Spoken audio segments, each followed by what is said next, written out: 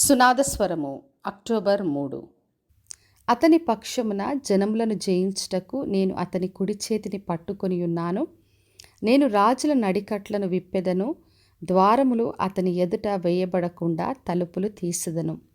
యెషయా గ్రంథము 45వ అధ్యాయము 1వ వచనం. దేవుడైన యెహోవా తాను అభిషేకించిన కోరెషు గురించి ఈ మాటలు చెప్పాడు.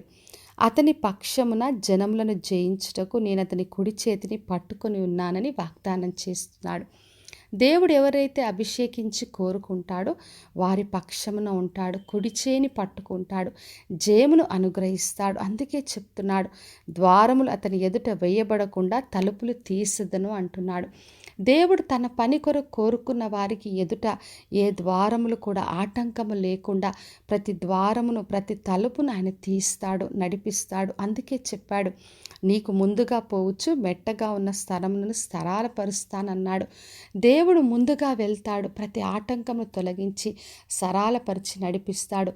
అవి ఇత్తడి తలుపులైనా ఏవైనా కూడా పగలగొట్టి ఆయన నడిపించే దేవుడు.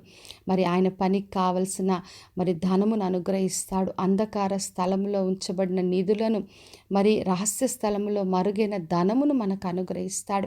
ఇవన్నీ కూడా దేవుని పని కొరకు, ఆయన ప్రణాళిక కొరకు ఇవ్వబడ్డాయి. ఇవన్నీ కూడా తీసుకొని మనము ధైర్యంతో ముందు కొనసాగి దేవుని పనిని కొనసాగించాలని ప్రభువు కోరుతున్నాడు. ప్రకటన గ్రంథం 3వ అధ్యాయం 8వ వచనం రాయబడింది, ఇదిగో తలుపుని ఎదుట తీసి ఉన్నాను, దాన్ని ఎవడును వేయనేరడు అని. దేవుడు తీసిన తలుపుని ఎవరు కూడా వేయలేరు. ప్రతి విషయంలో ప్రభు మనకు సహాయం చేస్తాడు. కాబట్టి నా ప్రియ సహోదరి సహోదర, దేవుడు మనల్ని ఏ పని కొరకు పిలుచుకున్నా, ఏ పని అప్పగించినా ఆయన అభిషేకించుకుంటాడు. ఆయన కుడి చేయి పట్టుకొని నడిపిస్తాడు. జయమును అనుగ్రహించే దేవుడు. మన ఎదుట ఏది కూడా నిలబడకుండా ద్వారములు అన్ని తలుపులు తీస్తాడు.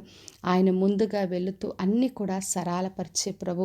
అవి ఇత్తడి తలుపులైన, ఇనుప గడియలైన అన్ని పగలగొట్టి విడిపిస్తాడు. మనకు కావలసిన ధనమును అన్నీ కూడా అనుగ్రహించే దేవుడు. కాబట్టి విశ్వాసంతో దేవుడు మనకు తోడుగా ఉన్నాడని ఆయన అప్పగించిన పనిని మనం కొనసాగిస్తూ ఆయన కొరకు మహిమకరంగా జీవిద్దాం. ప్రార్థన చేసుకుందాం.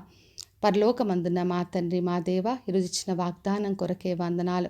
కోరెషుని మీరు అభిషేకించి పిలుచుకున్న విధంగా ప్రతి ఒక్కరిని ప్రభువా మీరు తోడుగా ఉండి జయమును అనుగ్రహించి వారి ఎదుట ఉన్న ప్రతి ఆటంకం తొలగించమని, వారిని గొప్పగా దీవించి ఆశీర్వదించమని యేసు నామములో అడిగి వేడుకొంచున్నాను తండ్రి, ఆమెన్. ఈ శుభవచనము వినిచున్న ప్రతి ఒక్కరి జీవితంలో నెరవేర్చబడునుగాక.